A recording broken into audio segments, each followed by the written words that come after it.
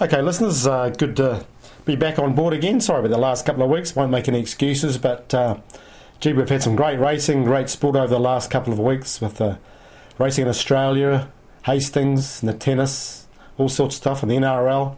Money Shot, have you been able to survive pretty well the last couple of weeks? I've survived, Neil, yeah. Good to be back on the podcast. Went to Hawke's Bay last weekend, actually. A beautiful day weather-wise in the bay on Saturday. Great. Perfect overhead skies and not a breath of wind. And you'd have to say the racing on the track lived up to everyone's expectations, really. It did. It played pretty evenly. Our track walker said that area 3 to 5 metres or 6 metres out was the best part, and I still think he's right. And I think that was the best part. A few good horses came down that area, but Melody Bell, given the perfect run, too tough, too strong, but some good runs obviously out of that. Scott Bass and Savvy Cope. Yeah, they were the Scott Bass especially, I thought. Yeah. Scott Bass, Savvy Cope would probably be the two most eye-catchers going forward to the second leg. High Flyer, obviously, as well. On High Flyer, do you think if he'd, like, before the turn he came off the fence to follow, he came off the fence and got on Frank Letter's backside, if he'd stuck to the fence, do you think he would have beaten Melody Bell? Yeah. Ifs and buts with fruits and nuts, Neil, it'd be Christmas every day. Yeah. Hard to say. Yeah. You don't know. I think Melody Bell was holding him the last 50 metres. Oh, he was, but I think he lost a good length coming out thinking Ocean Emperor would come back and Frank Letter would tire. So it was a logical move to get off the fence, but if he'd stayed there like our Aberdeen, loomed on the end, I thought, shit, this thing could come through and win, but it just battled the last bit. Well, battled quite well, but High Flyer, if it stuck to that fence, but easy, like you say, easy in hindsight.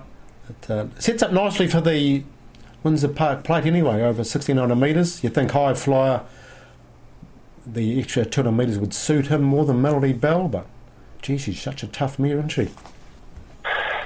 Exactly, a very good inch-perfect ride, really. He got her into the right spot, got her out at the right time, and pressed the button at the right time. So, well done to Shafiq. Going gangbusters at the moment, and you'd have to say it was a red letter day for the Tiakau stable, with Tiakau Shark probably the most impressive winner on the day in the second on the card. It surely was. Gee, I had a good multi-finishing on it, and I thought top of the straight there, it's got out at the right time. Okay, Shafiq, get moving, and he seemed to wait, but he knew what he had under him, and he just unleashed and was too good, and it was a really good win. And only sad part was Mihal. You could see he broke down halfway down the straight, and you'd never know if he would have won. But it's a shame, such a good horse. You've got a horse that's 5 for 5, and then at 6 start, you don't have a horse anymore. Amazing how it just go from one high to a low like that. It's amazing. There's been a bit of, I guess, conjecture out there. He fractured his knee, but it wasn't the same leg that he had problems with previously. So, a few people suggesting that it was cruel that they kept racing him, but it was completely separate injury. But very sad for the connections, that's for sure. And I had a decent go on Big Mike. He was punted in late down at $3 something from about. Big Mike, gee. I'll tell you one thing, Hawke's Bay. The angle where you sit at most on the stand there, the angle is atrocious. Yeah. We were sitting with our good subscriber friend who had a horse in the same race, and you would have sworn Big Mike won by a neck, and he got beaten by a head or so. Yeah. The angle was atrocious. Yeah, people were yahooing and screaming, saying, "Oh, we back Big Mike." Gee. I said, "Hold on a second here. I don't know if he's won yet." And so, the angle catches you out there at Hawke's Bay, that's for sure. Past the post, they're kind of running towards you in that member stand there. So, just be careful. Don't go the early crow like some people did on Saturday. Gee, it's a shame the camera wasn't there on Saturday. Would have liked him to have held on, but a bit like Trentham, I suppose, too. You've got to be careful there in the member stand. You've got to allow a good half length, don't you, really, between the inside and halfway out the Indeed. Yeah. What else, Neil? What else have we missed out on for being away. Oh, the Massara report, that's right, that came out, didn't it? Followed by some harness headlines. Crikey, it's all happening. But, harness headlines, yeah. That's, I think there's a bit more juice in that lemon yet. More to come is my mail, but I'm of the opinion innocent until proven guilty. Exactly. And what shall I say? Context is everything. There you go. Context is everything.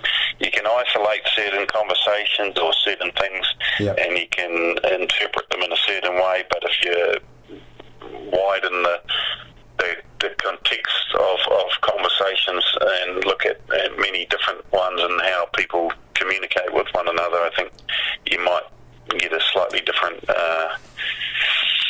interpretation. But hey, we'll all wait and see what happens there. But your initial takes on the Massara report? Yeah, I think it's a positive move in the right direction. There's got to be cost cutting and asset cutting to get the stakes up quick as we can and get some damn decent synthetic tracks or Strathare tracks in so we can get some decent tracks during the winter. I'm sick of these heavy tracks, I tell you. But no, it's a long way to go. I think March is the deadline next year to get everything sorted out by, but it may be longer with clubs putting up barriers to assets and cash assets, etc, etc. But anyway, we'll sign off there and we'll get into part two. We've got a couple of good races to preview for Wanganui tomorrow, and you've got the inside info on the track, I hear. I have indeed. Tune in, part two coming up. Two Gallops meetings in the country tomorrow on Saturday, and the feature meeting for sure is at Wanganui at the River City. The first 2-year-old race, we've got a stakes race for the 3-year-old fillies, and of course the time-honoured Wanganui Guineas. Neil, you're probably going to ask me what the track's going to be like. Well, I can tell listeners that I've just been out on the track down in Wanganui today. Good. And there's 5 metres of new ground. Right. And I would suggest, and it's looking nice and fresh and looks like the place to be for sure. It certainly won't turn into a race to the outside rail like at their last meeting 3 weeks ago. So I think punters can bet with a little bit more confidence That's good. The track will play a bit more evenly. I don't think, you might think, oh, that won't suit back runners, but horses can start making their move sort of down that side straight by the greyhound track there, about the 800 to the 400. So I still think back runners will have their chance, but I don't think it'll be first to the outside fence like in previous meeting track. Currently a heavy 10, strong winds here in Wanganui. I'd expect might dry out even more on a nice sunny day, so it certainly won't be any worse than a heavy 10, maybe get back to a slow 9. Oh, that's good to hear. So not too bad for this time of the year. Okay, good information. So a horse like Miss Lizzie in the second race, drawn 3, likely to lead. You'd see no problem leading and being on the fence, especially if she was left alone. Definitely, yeah. You must be reading my mail. I thought she was a good bet in that race. Yeah, 360. Well, especially with there's only 5 2-year-olds that will be marking the track in the first race over 800 metres, so the track will be pretty fresh till come race 2. You like Miss Lizzie, do you? Yeah, I think she's going good races, and I think she'll get the lead, and the fence is okay by the sounds of it, so why not? 360's bottom odds, you'd think, though, but... Good record at the course, and they often say Wanganui's horses for courses. Exactly. But I thought, she might hand up to Hundy a month, but they look the 2 that will go forward, but she looked a good bet too. You must be reading my mail, Neil. It's good mail. What about race 4, the fillies race, the O'Leary's Stakes, Peaceful, London Express, Secret Allure, all stakes winners as 2-year-olds?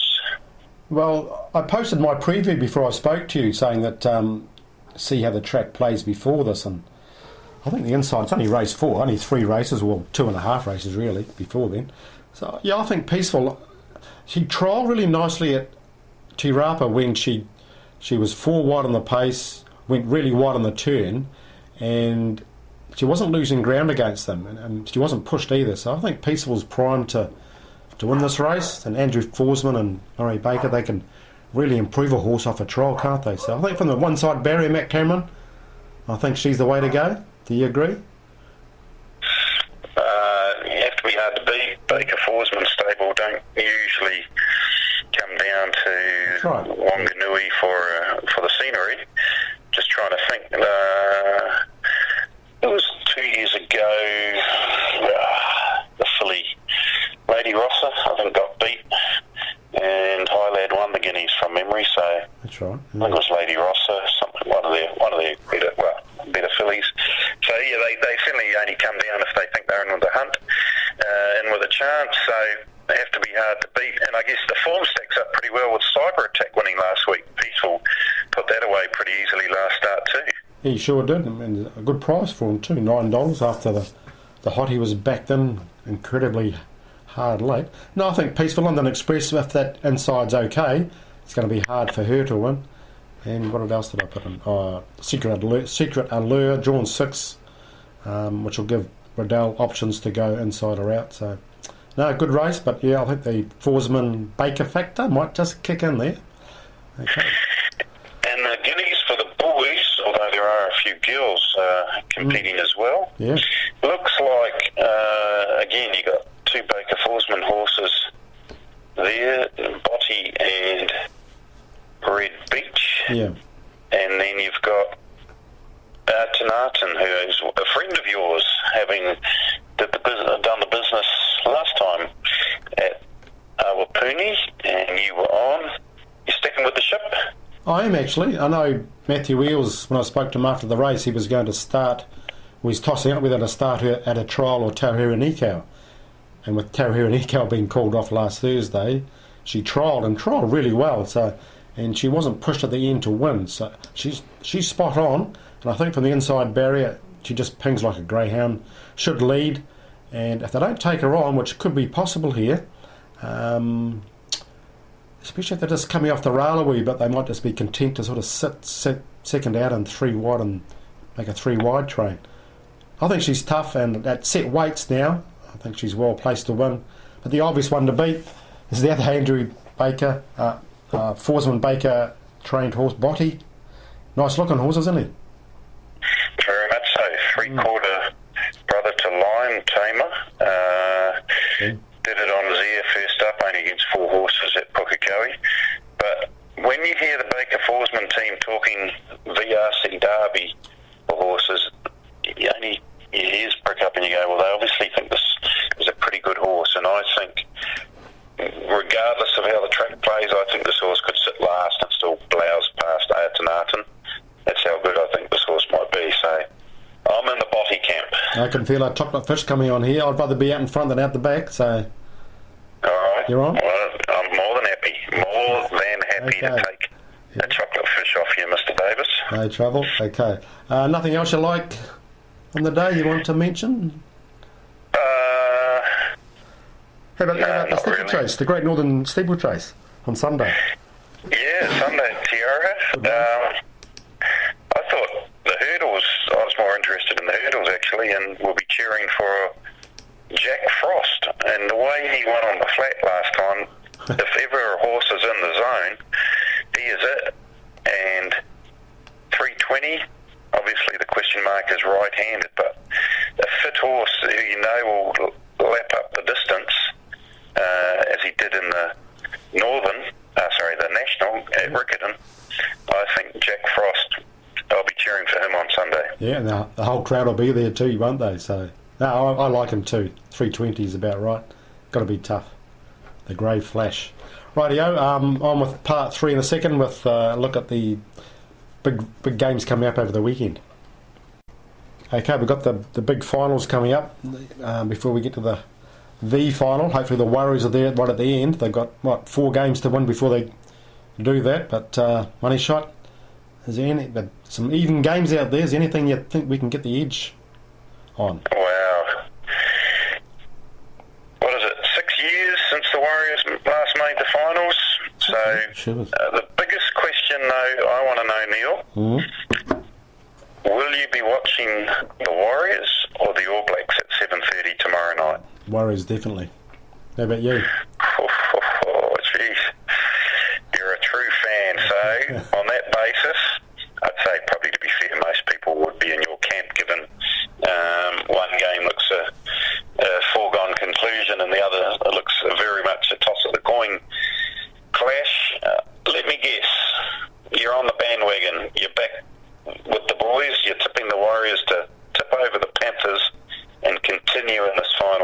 Am I right? Oh, you're dead right. And I put myself through the suffering, and a lot of other Warriors fans have too all season, the ups and downs. But they've come into the form at the right time, and I think you've got to hit form at the right time, don't you? Even though they were a bit lucky last week, winning is still winning. That winning feeling's still good.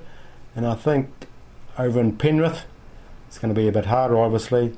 But I think they can get up. I'll be cheering them. But what do you think from a betting point of view? What are you going for? Well, don't do it. Don't do it. I am going to do it. I am going to do it.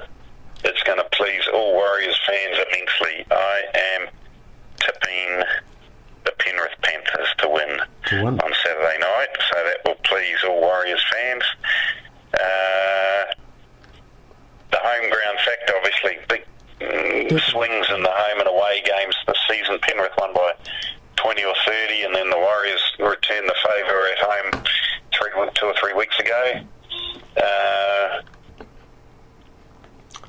You have to worry a bit about Tuivasa-Sheck, whether he'll be at full strength. I'm sure he'll play, but whether he's injury-free. Maloney seems to be the difference. With him back last week, they looked a much better side. So, home ground, I'm sticking with the Panthers for what it's worth. So, why don't we go a second chocolate fish? Well, we're not allowed to do chocolate fish on sports games. I'll take a chocolate fish. You give me 2.5 points and I'll take one. Yeah, I'll give you 2.5 points. Yeah, that's what they're offering. Actually, they've come into $1.82, the Warriors, with plus 2.5. No, I'll definitely take that, but like to see them win. But if they lose, we're all used to that. But I have to say that home ground advantage is a big plus. Especially, they were talking about on the radio, actually, how they can influence the referee. Would you agree with that?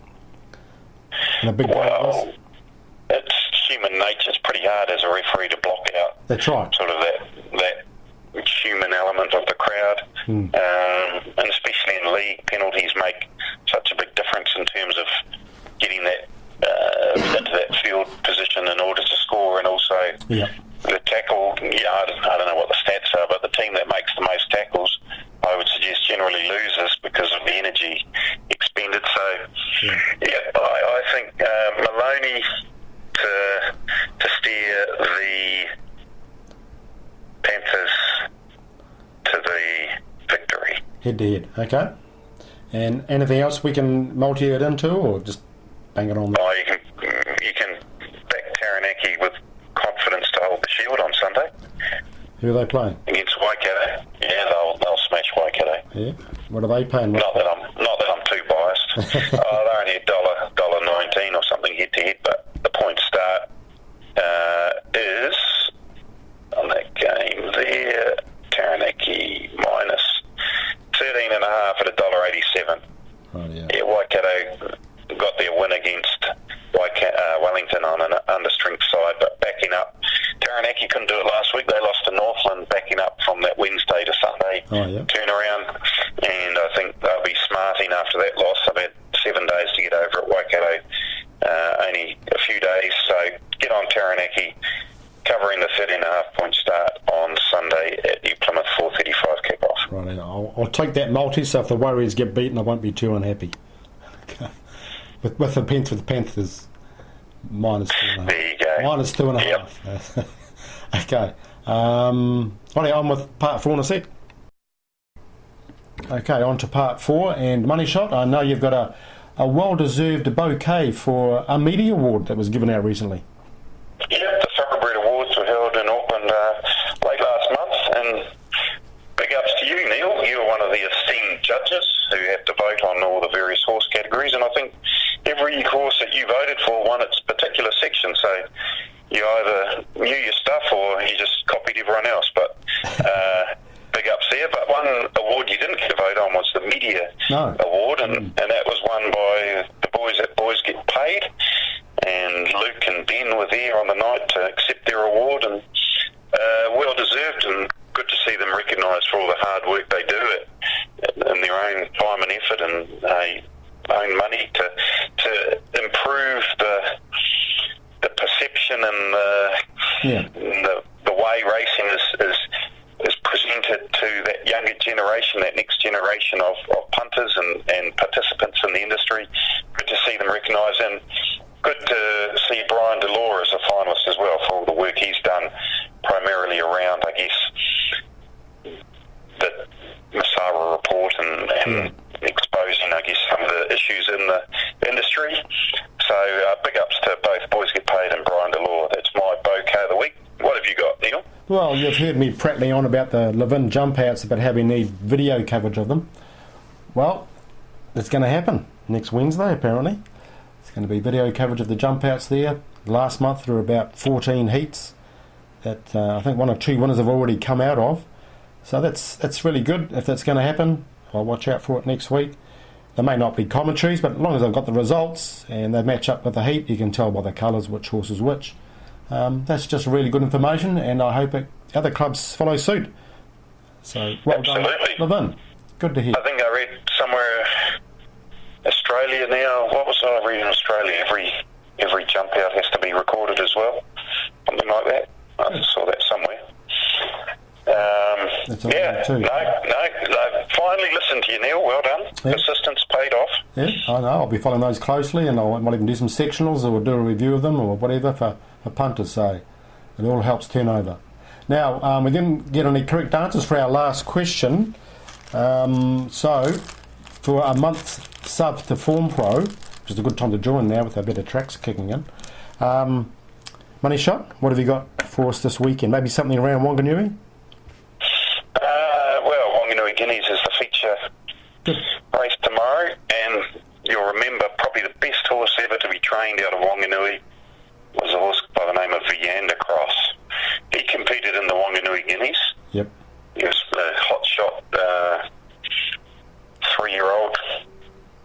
I think he was unbeaten from memory. He'd won his first start at Wanganui, he'd won the Castletown, he'd won the Ryder, and his next start was at the Wanganui Guineas.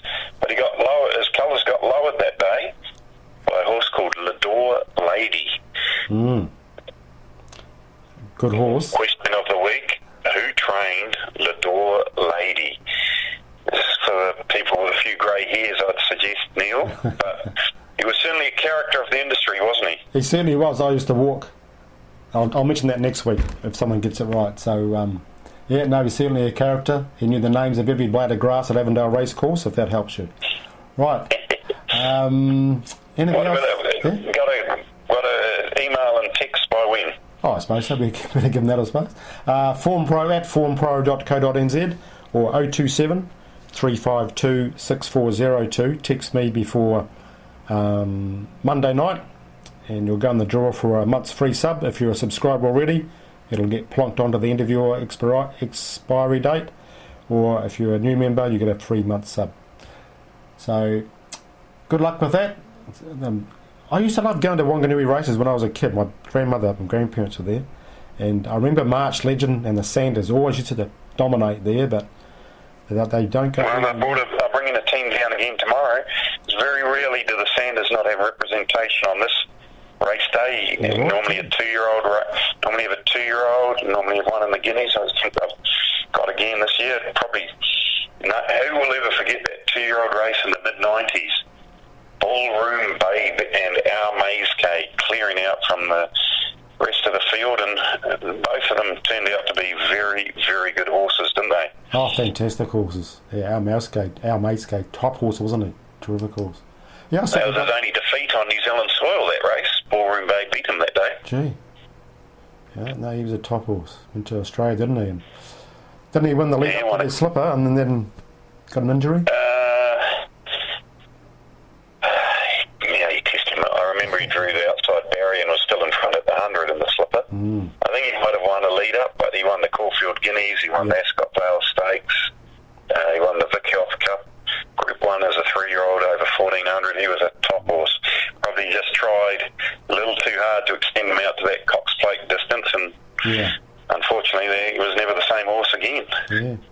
Yeah, I see they've got a 2-year-old in the first race, Debbie Sweeney. No trials form, no jump out form. First El Rocker to go round, Neil. And this is the first, I was going to ask you actually, is that the first? Must be the first El Rocker, so yeah. And good luck to a few of the boys that have got shares in El Rocker as a stallion. They'll be watching that race with great interest. Yeah, no, it'll be interesting to see. What's he paying? He's $8.50, so bookies must respect them, or respect the trainer, so It'll be interesting. Good racing tomorrow. Heavy 10. I did a review of all the races at Hastings last week, a video review.